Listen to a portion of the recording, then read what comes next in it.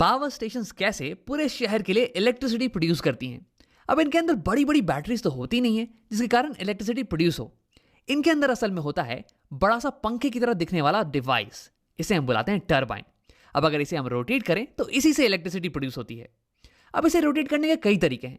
या तो मैं पानी को गर्म करके इस पर स्टीम को मारूं बहुत ही हाई वेलोसिटी से, या फिर मैं गिरते हुए पानी का इस्तेमाल करूं इसे गोल घुमाने के लिए, या फिर तुम इसे विंड मिल में फिट कर दो ताकि हवा के कारण ये गोल गोल रोटेट करने लगे और फिर इससे हमें इलेक्ट्रिसिटी मिल जाए। तो फिर तुम किसी भी तरीके का इस्तेमाल करो, तुम्हें इस मशीन को रोटेट करना पड़ेगा और इसी से तुम्हें इलेक्ट्रिसिटी मिलेगी। अब तुम ये सोच रहे होगे कि राम इसे रोटेट करने से इलेक्ट्रिसिटी कैसे मिलती है। तो देखो, टेक्नोलॉजी ये बेस्ड है इलेक्ट्रोमैग्नेटिक इंडक्शन पे, जिसका आविष्कार किया था माइकल फैराडे ने कुछ 200 साल पहले। उन्होंने हमें यह कहा था कि अगर तुम एक कंडक्टिंग वायर लो और उसे मैग्नेटिक फील्ड के अंदर ऊपर नीचे मूव करो तो उसके अंदर इलेक्ट्रिक करंट इंड्यूस होने वाली है। अब अगर मैं इसी वायर को रिप्लेस कर दूं एक कॉइल से और इस कॉइल को अटैच कर दूं एक टरबाइन से, और इस टरबाइन को अगर मैं रोटेट करूं तो फिर ये कॉइल मैग्नेटिक फील्ड के अंदर ऊपर नीचे मूव करने वाला है और इसके अंदर इलेक्ट्रिक करंट इंड्यूस हो जाने वाली है। और इसी की मदद से हम अपने घर के इलेक्ट्रिकल अप्लायंसेस का इस्तेमाल कर सकते हैं। अब इस पूरी डिवाइस को हम बुलाते हैं इलेक्ट्रिक जनरेटर। ये स्पिनिंग मोशन को या फिर मैकेनिकल एनर्जी को कन्वर्ट करता है इलेक्ट्रिकल एनर्जी में। अब इसी के बारे में अब डिटेल में बात करते हैं कि ऐसा कैसे हो पाता है। तो सबसे पहले ये देखते हैं कि जब कॉइल मैग्नेटिक फील्ड में रोटेट करे तो इसमें करंट किस डायरेक्शन में इंड्यूस होती है। तो मान लो कि हमारी टरबाइन ये क्लॉकवाइज डायरेक्शन में रोटेट कर रही है, तो हमारा कॉइल भी क्लॉकवाइज डायरेक्शन में कुछ ऐसे रोटेट करेगा। अब इस केस में यार इंड्यूस करंट ये किस डायरेक्शन में होने वाली है। अब ये पता लगाने के लिए हम इस्तेमाल करेंगे Fleming's right hand generator rule का, जो कि कहता है कि राइट हैंड को कुछ ऐसे खोलो कि ये तीनों उंगलियां ये एक दूसरे के परपेंडिकुलर हो। तो थंब बता देगी कि वायर किस डायरेक्शन में मूव कर रही है, वायर पे फोर्स किस डायरेक्शन में लग रहा है, और फोर फिंगर ये बताएगी मैग्नेटिक फील्ड की डायरेक्शन, और मिडिल फिंगर ये बता देगी इंड्यूस करंट की डायरेक्शन। तो फिर इस पिंक वायर में इंड्यूस करंट की डायरेक्शन निकालने के लिए मैं यही करने वाला हूं। अपने राइट हैंड को मैं कुछ ऐसे अलाइन करूंगा इसके कि इसकी थंब पॉइंट करे इस पिंक वायर के मोशन के डायरेक्शन में, और फिर फोर फिंगर ये पॉइंट करे मैग्नेटिक फील्ड के डायरेक्शन में। तो फिर जिस डायरेक्शन में मेरी मिडिल फिंगर पॉइंट करेगी ना, वही हो जाएगी हमारी induce current in pink wire की डायरेक्शन। तो यही करते हैं। वैसे इसके पहले कि मैं इसे करके दिखाऊं, क्यों नहीं तुम वीडियो को पॉज करो और इसे खुद से ट्राई कर लो एक बार। अब अगर तुमने ट्राई कर लिया तो आओ देखते हैं। देखो, ये पिंक वायर ये ऊपर की तरफ मूव कर रहा है, तो यानी कि मैं अपने राइट हैंड को कुछ ऐसे अलाइन करूंगा कि इसका थंब ये ऊपर की तरफ पॉइंट करे, और यहाँ पे मैग्नेटिक फील्ड ये राइट डायरेक्शन में पॉइंट कर रही है। देखो, मैग्नेटिक फील्ड हमेशा नॉर्थ पोल से साउथ पोल की तरफ पॉइंट करती है, तो यानी कि मेरा फोर फिंगर ये राइट डायरेक्शन में पॉइंट करना चाहिए। तो यानी कि मेरी हैंड ये कुछ ऐसी ही दिखने वाली है।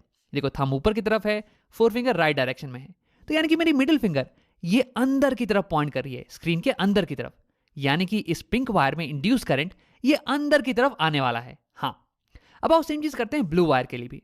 देखो, ब्लू वायर ये नीचे की तरफ मोशन कर रही है, यानी कि मेरा थंब इस बार नीचे की तरफ पॉइंट करेगा, और फिर मैग्नेटिक फील्ड ये तो अभी भी राइट डायरेक्शन में है, यानी कि फोर फिंगर ये अभी भी राइट डायरेक्शन में होने वाली है।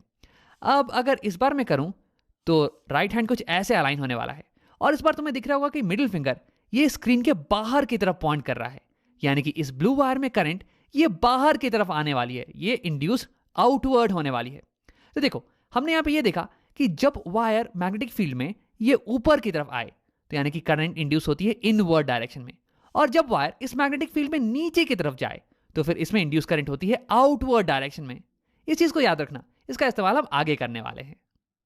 अब आओ मैं हाथों को हटा देता हूं और करंट की डायरेक्शन को दिखाने के लिए एरोज का इस्तेमाल करता हूं।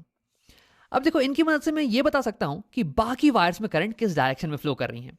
पिंक वाली से करंट अंदर जाएगी और ब्लू से बाहर आएगी, तो यानी कि करंट ऐसे जाके ऐसे राइट डायरेक्शन में जाने वाली है इस वायर में, और फिर ये बाहर, और फिर इसमें ये ऐसे, और फिर ये ऐसे बाहर आ जाएगी। अब देखो, इन दोनों वायर्स को कनेक्ट करने के लिए मेरे पास यहाँ पे बाहर में एक एक्सटर्नल सर्किट होगा, जिसे मैंने दिखा नहीं रखा है अभी, उसे हम बाद में दिखाएंगे। तो करंट यहाँ से फ्लो करके फिर ऐसे इसमें इंटर करने वाली है, और फिर ये पिंक वाली में अंदर, तो ऐसे सर्किट कंप्लीट हो जाने वाला है। तो इसे दिखाने के लिए मैं सारे एरोस को बना देता हूं। हाँ, अब देखो, हमारी कॉइल ये स्टेशनरी तो है नहीं, ये तो रोटेट कर रही थी ना, तो ये कॉइल रोटेट करती जाएगी और करंट बिल्कुल ही ऐसे फ्लो करता रहेगा। क्योंकि देखो, ये पिंक वाली वायर ये अभी भी ऊपर जा रही है और ब्लू वाली वायर नीचे आ रही है, लेकिन जैसे ही ये कॉइल वर्टिकल पोजीशन में आया, वैसे ही देखो अब पिंक वाली वायर ये नीचे आने वाली है और ब्लू वाली ऊपर जाने वाली है। देखो, फिर से इसे देखते हैं।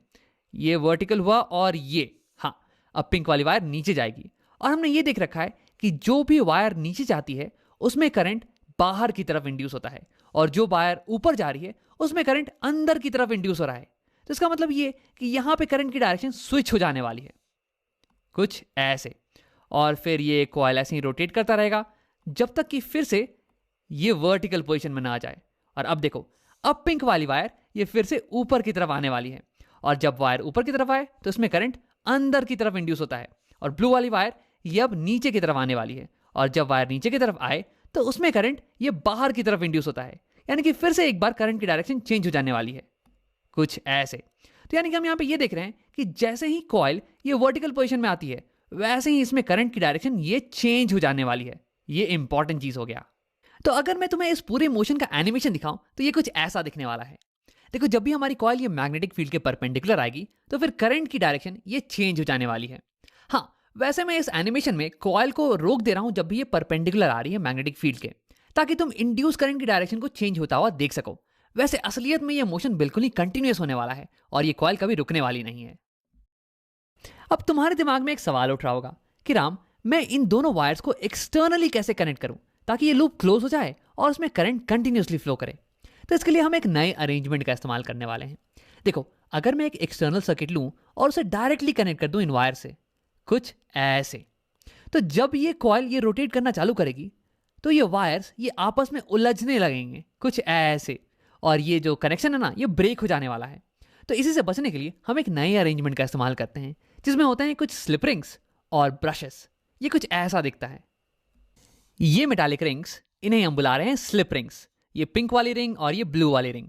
और तुम्हें डायग्राम में क्लियरली दिख नहीं रहा होगा, लेकिन ये दोनों रिंग्स ये इंडिविजुअली एक एक वायर से कनेक्टेड हैं। ये पिंक वाली रिंग ये इस लेफ्ट वायर से कनेक्टेड है, और ये ब्लू वाली रिंग ये इस राइट वायर से कनेक्टेड है। और कनेक्टेड से मेरा मतलब ये है कि जब ये कॉइल रोटेट करता है ना तो ये रिंग्स इसके साथ साथ रोटेट करती हैं। अब ये स्लिप रिंग्स ये कनेक्टेड होती हैं कार्बन ब्रशेस से। ये ब्रश और ये ब्रश वैसे कनेक्टेड नहीं होती हैं, बल्कि केवल टच कर रही होती हैं। मेरा मतलब है कि जब ये स्लिप रिंग्स रोटेट करेंगी ना तो ये ब्रशेस इसके साथ रोटेट नहीं करेंगी, बल्कि ये केवल इसके ऊपर स्लिप करने वाली हैं, और इसलिए तो हम इन रिंग्स को स्लिप रिंग्स बुलाते हैं। अब अगर तुम्हें ये समझ में नहीं आ रहा हो तो मैंने यहाँ पे एक पिक्चर बना रखा है तुम्हें समझाने के लिए। देखो, यहाँ पे एक ब्रश है जो कि एक रिंग को टच कर रही है।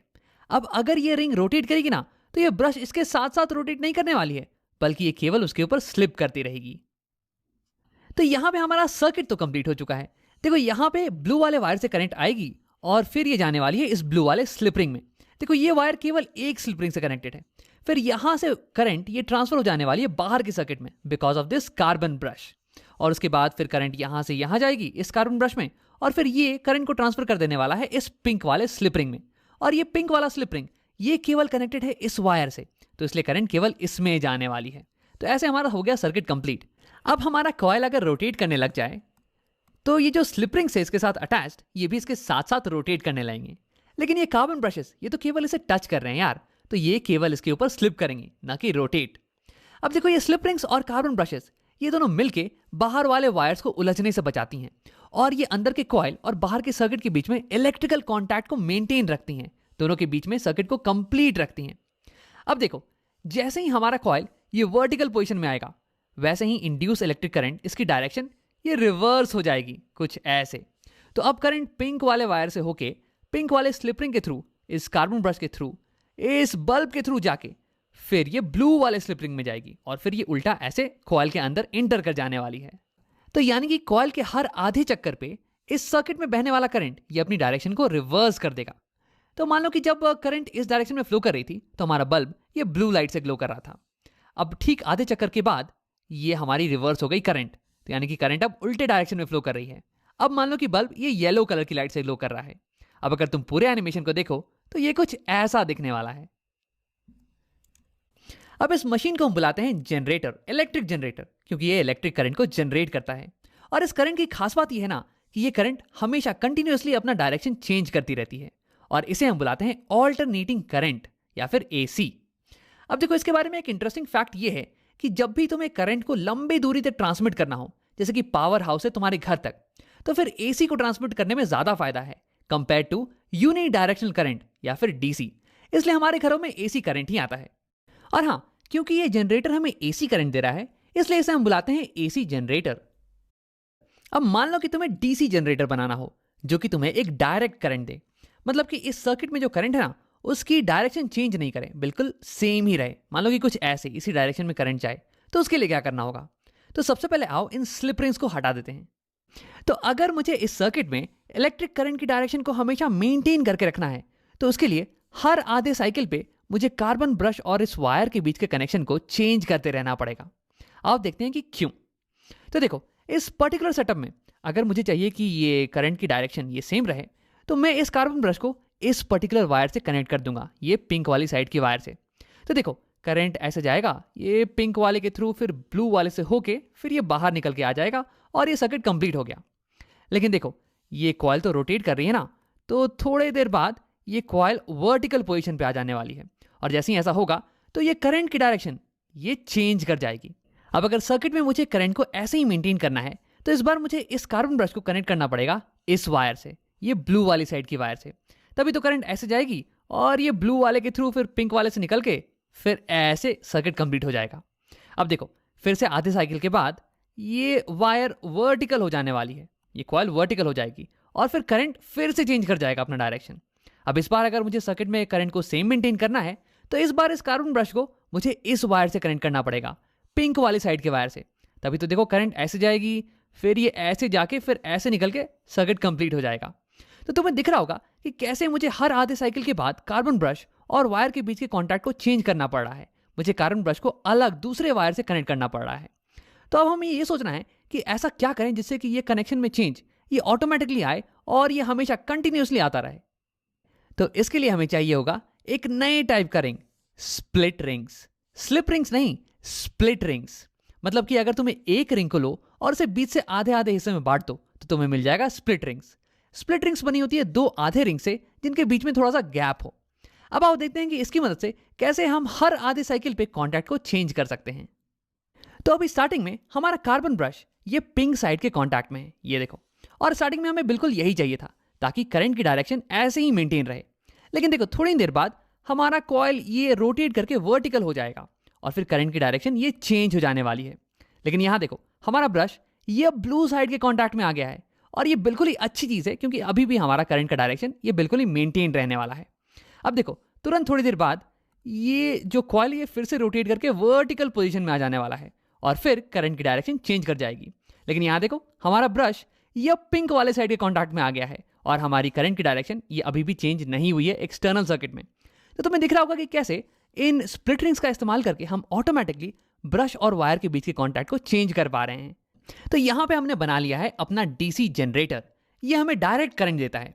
देखो, बाहर के सर्किट में करंट की डायरेक्शन ये हमेशा मेंटेन रह रही है। अब देखो, एक छोटी सी चीज, कम्यूटेटर एक ऐसा डिवाइस होता है जो कि किसी भी सर्किट में करंट की डायरेक्शन को रिवर्स कर दे। देखो, यहाँ इस केस में कॉइल में करंट की डायरेक्शन ये हमेशा चेंज हो रही है, लेकिन बाहर वाले सर्किट में करंट हमेशा एक ही डायरेक्शन में मेंटेन है, और ऐसा हो पा रहा है स्प्लिट रिंग्स के कारण। तो स्प्लिट रिंग्स यहाँ पे कम्यूटेटर का काम कर रही हैं। अब आओ वीडियो को यहीं पे खत्म करते हैं। यहां हमने देखा कि अगर मैं एक कॉइल को मैग्नेटिक फील्ड के अंदर रोटेट करवाऊं, तो फिर उसके अंदर इलेक्ट्रोमैग्नेटिक इंडक्शन के कारण करंट जनरेट होने वाला है, और इस करंट की डायरेक्शन ये डिपेंड करेगी कि वायर ये मैग्नेटिक फील्ड में ऊपर जा रहा है या फिर नीचे। अब इसी कारण हर हाफ साइकिल के बाद करंट की डायरेक्शन ये रिवर्स कर जाती है। तो यानी कि ये हमारा हो गया एसी जनरेटर। ये हमें देता है ऑल्टरनेटिंग करंट, या फिर एक करंट जो कि हमेशा अपनी डायरेक्शन को चेंज करता रहे। अब यहीं पे तुम अगर स्प्लिट रिंग्स का इस्तेमाल करो, तो फिर ये एक कम्यूटेटर की तरह एक्ट करने वाली हैं, और ये कार्बन ब्रश के कॉन्टैक्ट को हर आधे साइकिल के बाद चेंज कर देंगी, ताकि एक्सटर्नल सर्किट में करंट हमेशा एक ही डायरेक्शन में फ्लो करे, हमें डायरेक्ट करंट मिले, और इसे हम बुलाते हैं डीसी जनरेटर। तो ये थे कुछ तरीके जिनकी मदद से हम इलेक्ट्रिसिटी को प्रोड्यूस कर सकते हैं, एक कॉइल को कुछ मैग्नेट्स के बीच में गोल घुमा के।